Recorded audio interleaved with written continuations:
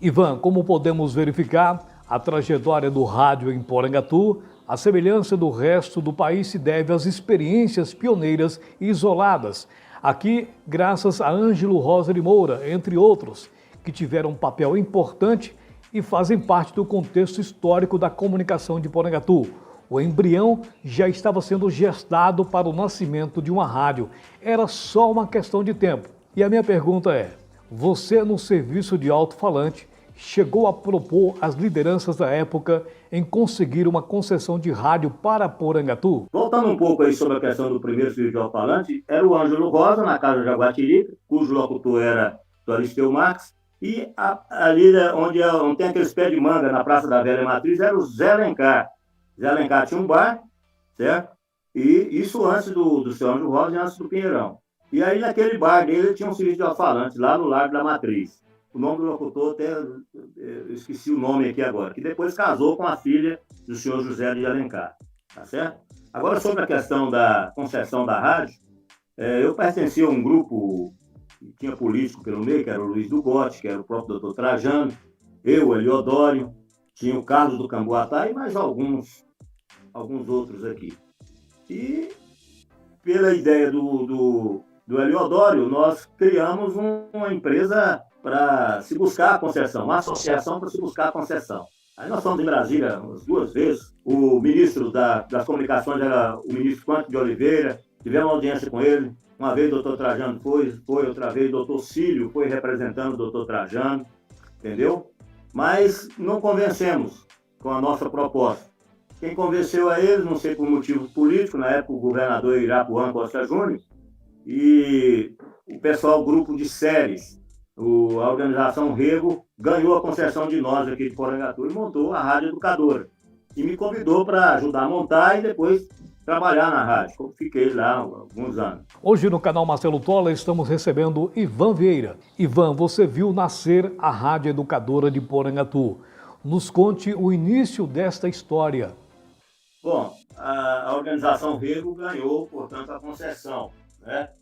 Ganhando a concessão, eu fui ajudar a montar o sistema de raias, foi bem onde é a Lagoinha, onde chama Lagoinha do Zé Osvaldo, né? Bem naquele local ali que era a torre da Rádio Educadora. E eu ajudei a montar ali estúdio, essa coisa toda, dando apoio, dando aparato, né? E no dia 22 de dezembro de 1979, ela entrou no ar pela primeira vez em caráter experimental.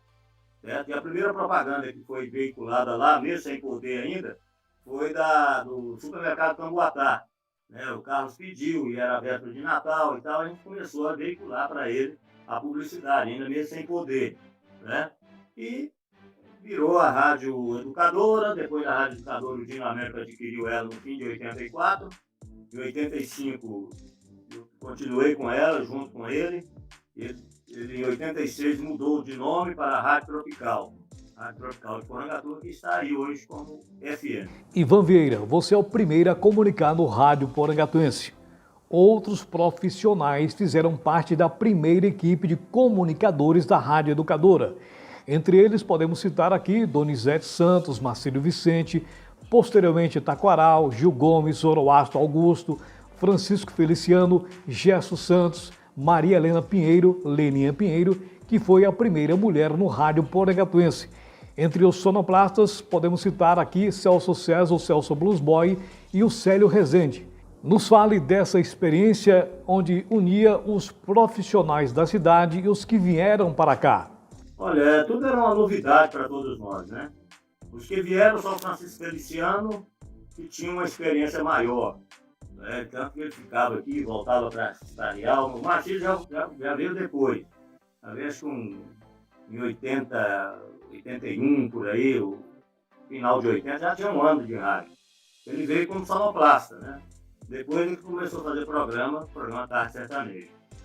E vieram tantos outros, né? O próprio Onildo Galindo, que era um grande noticiarista.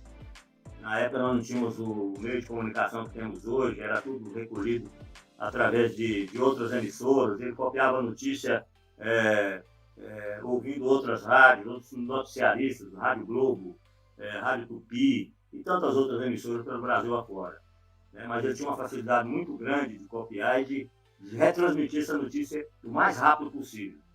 Então, foi excelente. O Paco Aral, que era bem caipirão, né? O Gil Gomes, que era, portanto, um locutor de experiência, né? E acabou nos ensinando, né? Ensinou a gente que estava por aqui começando esse lado do rádio. Depois veio o Lázaro Rodrigues, vindo de Minasul, fazendo noticiário lá para o governo de Minasul, né, todos os domingos. Aí depois ele veio definitivamente para cá em 83, né, fazendo parte do noticiário da rádio. Era mais ou menos assim.